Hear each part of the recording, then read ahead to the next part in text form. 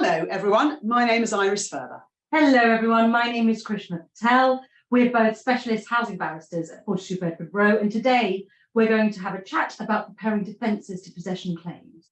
Krishma, you've recently given a webinar with our colleague Sam Davis, haven't you, about particulars of claim in possession cases. I think you've earned a bit of a day off. Well, I'll take that. Okay, why don't I then ask you some questions about possession defences and then you can answer them. Sounds fair. Okay, so my first question, Iris, is what kind of defences do you tend to see in possession claims? I'm going to give you a four-part answer to that, Okay. Because I think most good answers have four parts, and this is no exception. So there are four main types of defence, I would say, to possession claims. The first type is the ground for possession proved. The second type is the notice that's been served on the tenant valid. Third, is there a counterclaim? Now, counterclaim, strictly speaking, is not a defence. There can be a set-off, which is a defence, but a counterclaim is separate from a defence. But we're going to talk about that as well, because it's a connected, I agree. Connected issue. And generally speaking, a set-off includes a counterclaim with it. So that's number three. And then number four, the big statutory defences, most importantly, defences based on the Equality Act.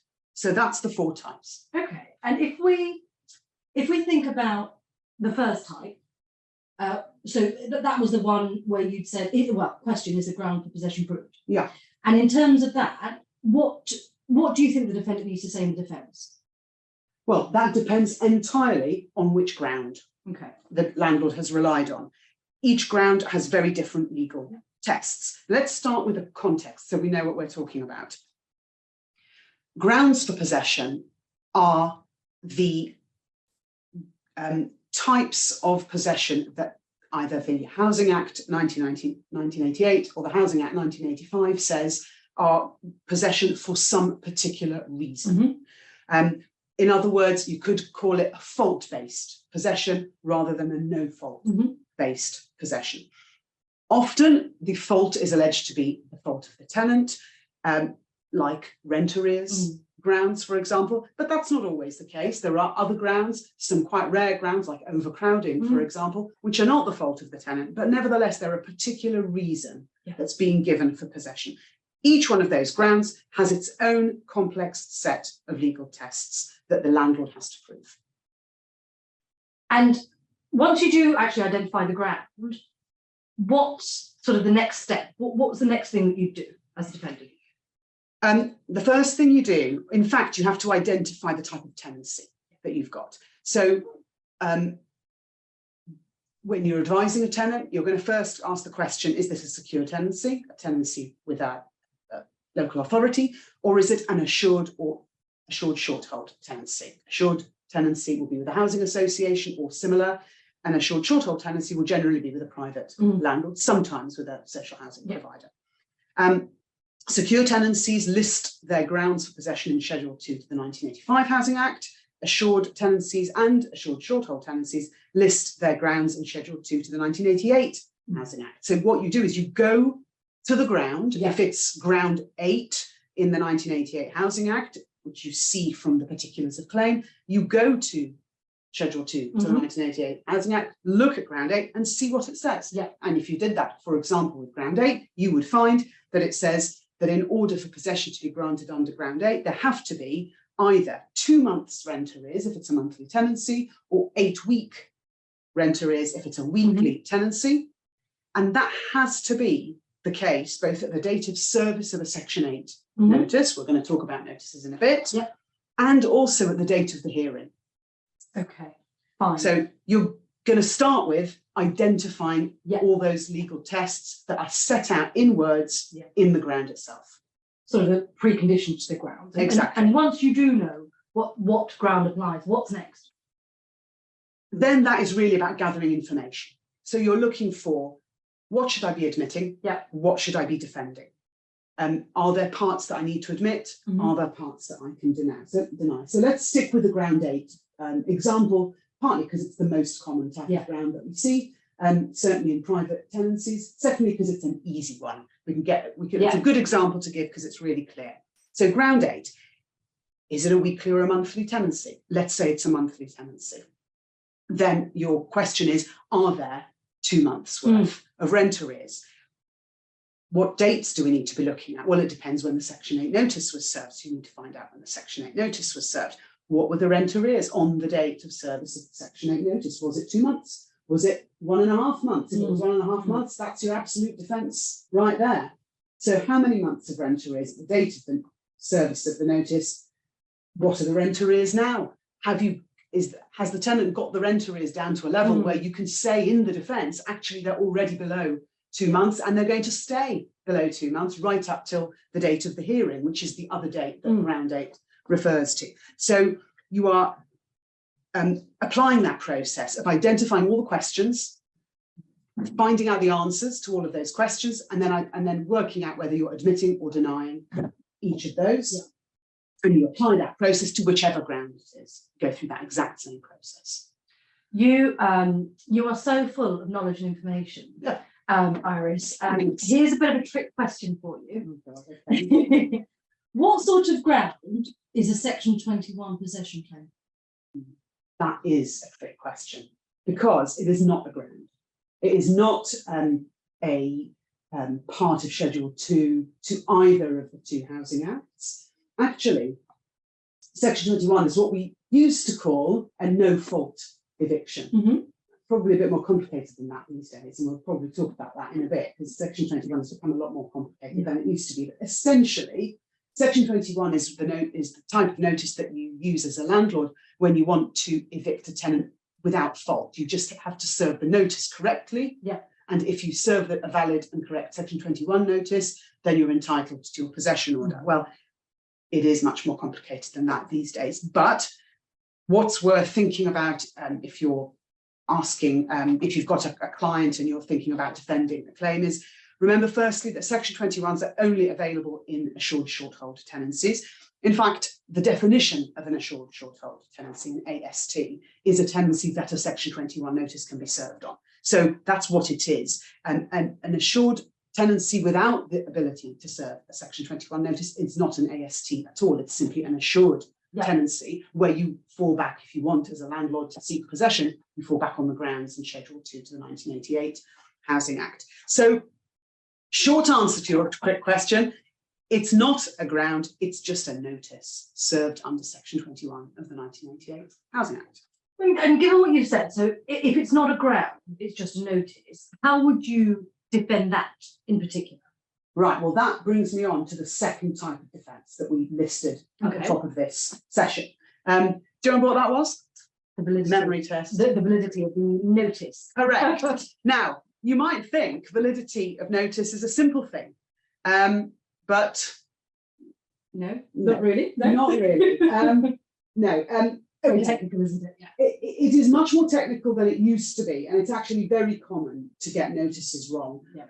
When I started doing this job many years ago, Krishma, I used to sometimes say to my landlord clients, as long as you serve the Section 21 notice correctly and you put the correct information in it, the tenant will not have a defence. Well, it's been a very long time since that was good advice. There are many different things that can go wrong nowadays with Section 21 notices. But actually, let's step back a minute.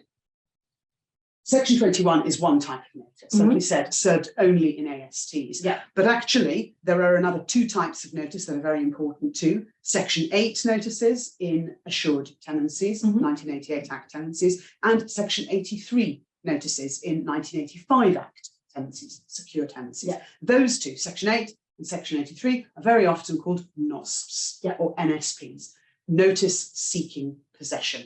And those are notices which are a precondition of one of the grounds in Schedule 2 to either the 1988 Act or the 1985 Act. So before you go to court as a landlord seeking possession on one of the grounds in those acts, you have to have served a notice essentially warning the tenant that these are the grounds and giving them a chance to sort out the problem if it is something that can be sorted out. And what do you think, as a defendant, what do you think a defendant should be looking for in a notice in terms of defences? Okay, well, let's break that down into broadly the two different types. If it's a fault notice, I'm thinking of a NOSP that's got content from one of the grounds or more than one of the grounds in one of the two acts in it, then you are looking for the following things. You're asking yourself the following questions. Does it accurately quote the ground for possession? That can, believe it or not, be quite a good defence if it's misleading as to the words of the ground. Does it give the correct expiry date for the notice? Because it's complicated and there are different expiry dates for different types of ground. So it's not that unusual for a landlord to get the date wrong on the notice. And if that's wrong, that's a good defence. Does the notice particularise the breach properly? Does the tenant reading the notice understand what it is they're supposed to have done wrong and in breach of the ground? And is it in the correct pro forma? Because both Section 8 and Section 83 notices have all sorts of words that have to be included in them for them to be covered. So those are your fault notice issues to tick off. So that deals with fault notices. So what about Section 21? Oh, deep breath. There are so many things to think about these days with Section 21 notices. Something that used to be quite complicated, but actually genuinely has become more simple, is the form of the notice. Now there is a prescribed form. It's called Form 6A. You can Google it. It's really easy. It's a lot easier to fill in than the old Section 21 type notices used to be. And there's really no excuse for not using the correct form. And indeed, if you don't use it, that's it. It's an invalid notice. So the landlord should be using Form 6A, and that's the first thing that you're looking for as a defendant, to see whether the wrong form has been used. Then, next, does the notice give the correct expiry date? Is there enough time on the notice? It needs to be 2 weeks. And something that is new to the prescribed form, not that new anymore, but new since the prescribed form came in, is that there is now an end date on these notices. It used to be that you could serve a Section 21 at the start of a tenancy 5 years ago and rely on it 5 years later. No longer. The claim now has to be started within 6 months of service of that notice. So you're looking for both the date of expiry being correct and the date of issue of the proceedings not being more than 6 months after service of the notice.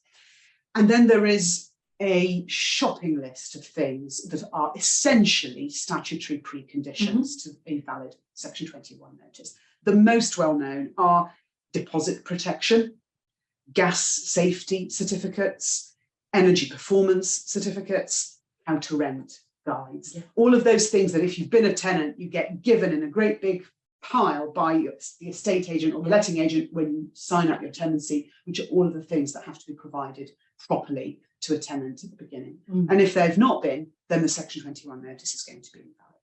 So it sounds like it's a good idea to sort of have a checklist of things to make sure that you're using the right form, you've got the right prescribed wording, and you've effectively complied, because any technical issues taken may well be grounds for defence. And they'd actually be a very good defence.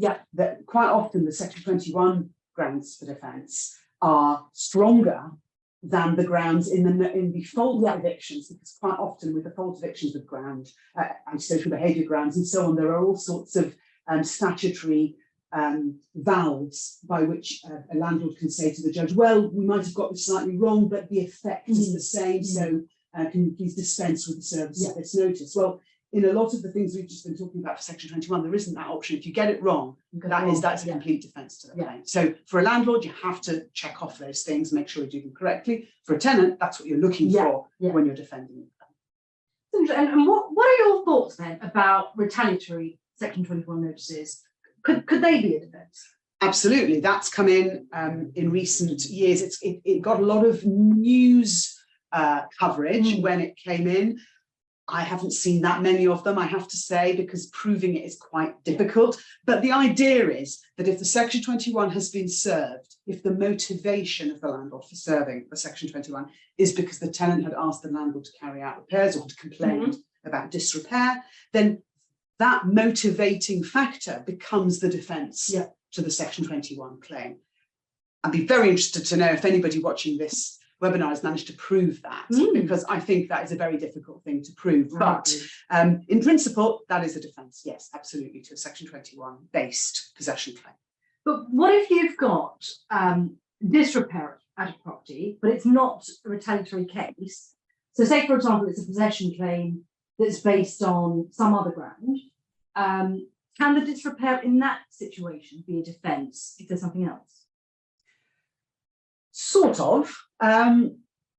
Let's take the example of rent arrears. Yeah. So let's say that you are the landlord and you are seeking possession against me because of 2 months of rent arrears or 3 months of rent arrears.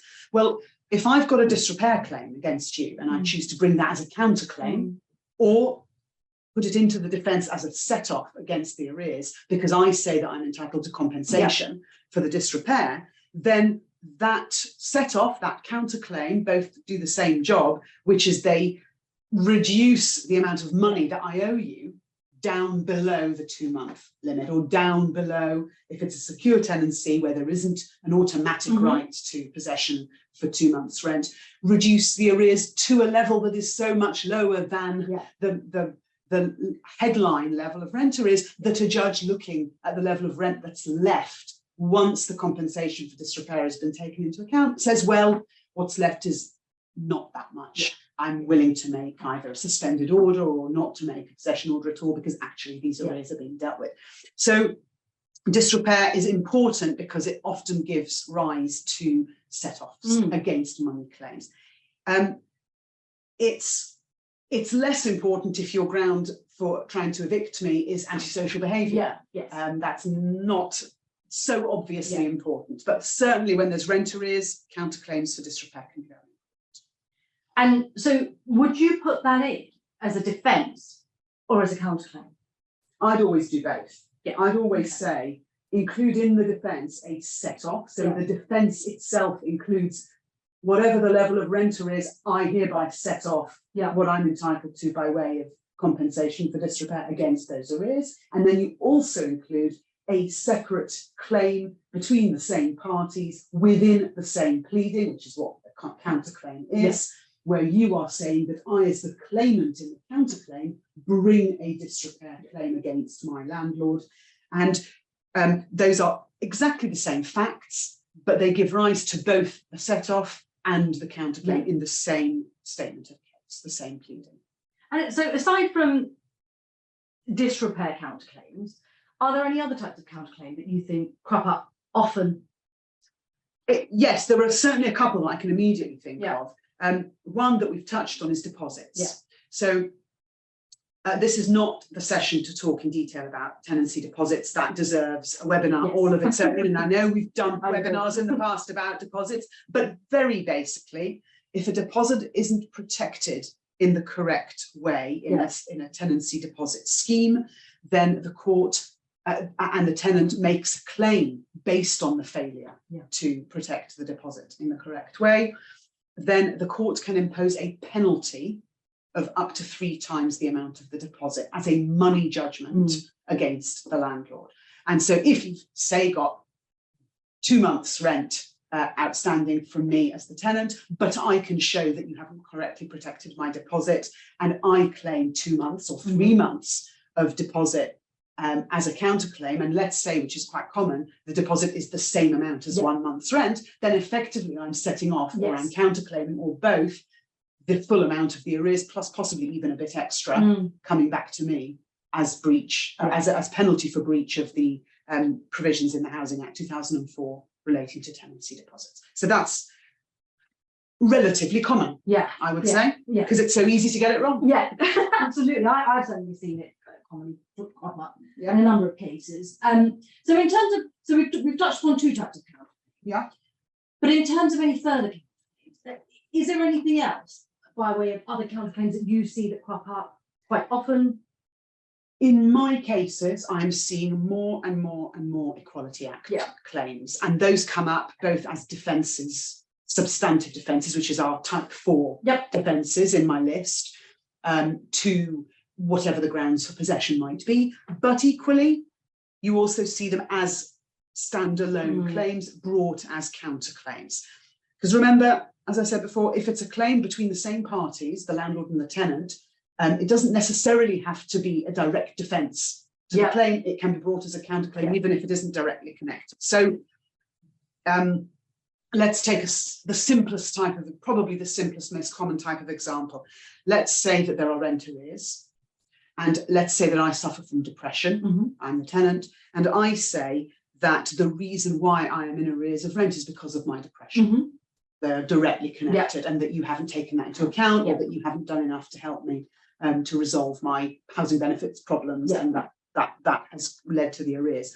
That's a direct connection between the claim for possession, which is based on rent arrears, and my disability, which I say gives rise to both my defence to the rent arrears claim and also my counterclaim as well, because I'm saying that you've breached the Equality Act and therefore I'm entitled to compensation.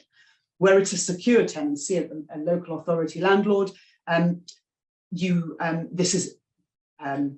this can be done by way of a defence or a counterclaim. It doesn't matter so much. Where it's a rent arrears claim with a private landlord, where you're looking at ground 8, so that's mandatory possession for more than 2 months. Notice there you have to include a counterclaim, because you have to say, I'm entitled to compensation that will be that will bring my rent arrears down to a level that is below 2 months' rent. If you don't do that, if you can't reduce the arrears below 2 months, you might establish that there's been discrimination, but unless you can get the arrears below 2 months, there'll still be a possession order made.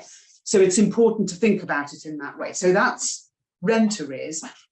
The other type of example that's very common is the way the tenant behaves. So something we haven't touched on particularly so far in this session, but antisocial behaviour grounds for possession are very common. And of course, it is very common for people with mental health problems to be accused of antisocial behaviour and sometimes to commit antisocial behaviour. It's very often connected to the mental health problems. So those sorts of defences where you're saying, well, if there is antisocial behaviour, it is connected to my disability and there has been a failure to comply with Equality Act duties in relation to my disability, which has then led to the antisocial behaviour, that in itself is a defence. And again, you make that also as a counterclaim to ensure that you had the option of, or that you had the right to also claim damages, compensation for the breach of the Equality Act. So to summarise, as long as it's between the same parties, landlord and tenant, it can be a counterclaim, and you will generally want to include it both as a defence substantially to whatever the ground for possession is, if they're connected, or if they're not connected, you can still include a counterclaim, even if the subject matter of the counterclaim, let's say your difficulties with paying rent caused by your depression, are actually not connected. Let's say that's a claim about possession on some other ground, you can still put in a counterclaim about a breach of the Equality Act for some other on some other basis. So it's very common. It happens in a lot of cases, and it could probably be used in more cases than it is. It doesn't necessarily have to have the direct connection with the ground for possession. Does that make sense? It does. It does make sense, Iris. I think you explained that really well. But so in terms of practically, how would that work? So, for instance, does it have to be overly discriminatory? For example, refusing tenancy to somebody because of their race? No, it doesn't have to be as direct as that. And in fact, that's called in the Equality Act direct discrimination. So direct discrimination is where you treat somebody less favourably than you would treat somebody else because of their race, their sex, their disability, their sexual orientation, their pregnancy. There is a whole list of protected characteristics in Section 1 of the Equality Act that you can't treat somebody less well than somebody else because of that. So that's direct discrimination. That's what people sometimes think of as discrimination, you know, racism, sexism, things that are straightforwardly discriminatory. But in landlord and tenant claims, actually, it's the other types of discrimination that have become much more important, because it's not that common to see examples of proven direct discrimination. If it happens, and it certainly does happen, it's difficult to prove. And so in reality, the things that tend to come up much more commonly, and actually much easier to prove if you're a tenant, are claims which I call claims about the way things are done. And whether the way things are done by this landlord disadvantages this particular tenant because of their disability, because of their sex, because of their religion or their race. So that's the distinction, that there is this direct discrimination type of claim, but there are also claims in the Equality Act which are about the way things are done, not effectively indirect. Yeah, that makes sense. Could you give us an example of that, just to develop that train of thought? Yeah, absolutely. So the best example to give, because it's the most common, is disability. Mm-hmm. So it's very, very common for tenants in particularly social housing, but also in private housing, to have physical or mental health problems, or both.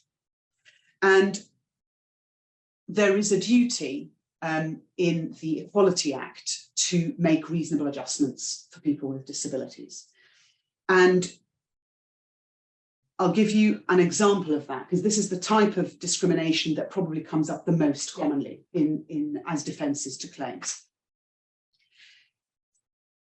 The failure, the duty to make reasonable adjustments arises in relation to either what lawyers call PCPs, which means provision, criterion, or practice. So what I was calling before ways of doing things, or it can be about alterations to buildings, which does not apply in landlord and tenant cases. It applies in education and employment, but not in landlord and tenant cases. So we can put that aside. But the third type that does apply in landlord and tenant cases is auxiliary aids. So auxiliary aids might be a ramp to get them somewhere. It might be a hearing loop for somebody, that sort of thing. Providing an aid, a physical aid for something to be easier for somebody to do. But most commonly, it's those PCPs, ways of doing things, policies, the normal run of how the landlord manages its housing stock. And if the normal way of doing things, for example, you collect the rent or you demand the rent by sending letters to me, and I'm blind, so I can't read the letters, I don't know what's coming. That's a really simplistic example, but it gives you the explanation of a simple example of how this might work. So if that way of doing things, sending letters to demand the rent, puts me at a disadvantage because as a blind person, I can't read the letters. And if that is a disadvantage that I share with other blind people, so it's a group disadvantage that you first of all have to identify, then you as the landlord have to take reasonable steps to remove the disadvantage. So is there a way of doing things? Does it substantially disadvantage people with my disability? Does it substantially disadvantage me as a person with that disability? If it's yes, yes, yes, then you have to take reasonable steps to resolve it. And again, with landlord and tenant, there's something slightly different to other types of discrimination, which is that the tenant also has to ask for the step to be taken. So it's not what we sometimes call an anticipatory duty, it's a reactive duty. So if I as the tenant identify that there's a problem and I say, please, could I have the letters in Braille, or could somebody phone me and tell me what the letter says? That's an example. And if the landlord doesn't do that, that's a breach of the failure. That's a failure to make reasonable adjustments, a breach of the duty to make reasonable adjustments. And if they go to court, which any landlord would be very foolish to do, for is in that situation, I'm going to be able to defend that by saying there was a failure to make reasonable adjustments in relation to the rent demands. So that's a simple example. Many cases are about complex mental health disabilities, which are much more difficult to describe in a short example. But that's the way that failure to make reasonable adjustments cases work. And you did, you gave an example of a blind person receiving letters. Simple example, but in terms of your cases, are you able to give any examples of any real life cases that you've come across where this issue's cropped up and you've had to look into it and consider whether or not there's a defence? Yes, absolutely. Well, there's a case that I know about, which is an absolutely fascinating one, in fact, that is worth just sort of telling you a bit of a story about. This was a case which was in the courts last year, and you can look it up for yourselves. I won't give you the name of it, but you probably get it from the some of the detail that I give you in this story. This was somebody who suffered from quite serious obsessive compulsive disorder, so it's a mental health condition. And as a result of that obsessive compulsive disorder, she was obsessively photographing everything all the time. And her neighbours found it extremely unsettling, as you can imagine. She photographed the neighbours, their children, the postman, everybody who passed by her inside her own house. It was part of her condition that she had to photograph and video absolutely everything. And that led to antisocial behaviour, possession proceedings, I think injunction too, and possession proceedings. And one of the main defences was adjustments hadn't been made, and it was there were various other types of discrimination alleged as well. I think direct discrimination and harassment, which is very unusual in landlord and tenant cases, but the landlord had treated her so badly that I think she won on all of those elements. But essentially, the really important one for the purposes of this session, for the purposes of thinking about more ordinary cases, is the failure to make adjustments. So the sorts of adjustments that should have been made before things got to the point where the relationship with the neighbours had broken down to the point that it did, was really simple things like the landlord identifying that the videoing and photographing was caused by a disability, which nobody had really thought about in this particular organisation.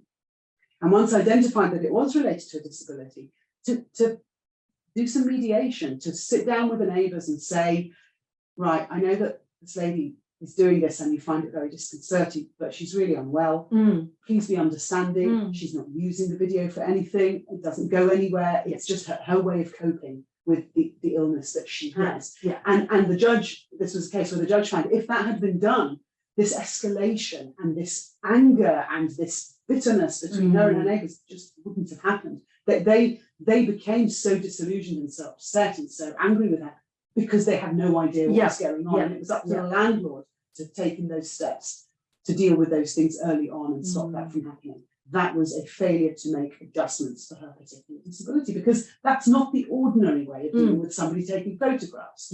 So a landlord can't just say, well, this isn't part of our policies. We don't do this. The landlord has to say, okay, in this particular case, for this particular disabled tenant, we have to do things slightly differently. They didn't do it. They did very badly in court and they lost, and a very large compensation payment was ordered against them.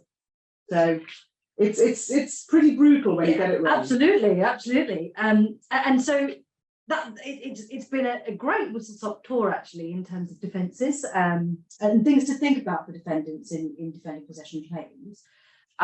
I know that you started with the 4 sort of tenets of this talk.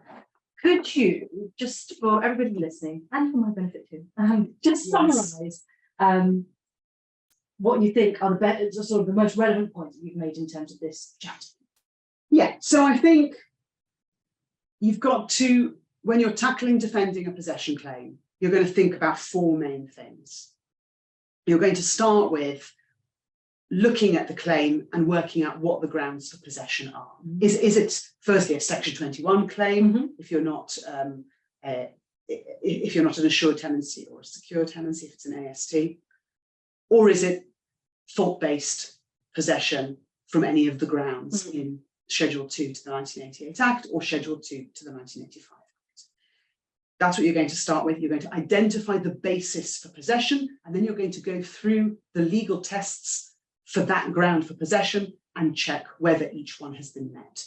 And if it hasn't, if you've got evidence that you can put forward or evidence that you can plead in the defence to suggest that some of the elements of the ground haven't been met, then that's a great defence. You're going to start with that as your basic defence.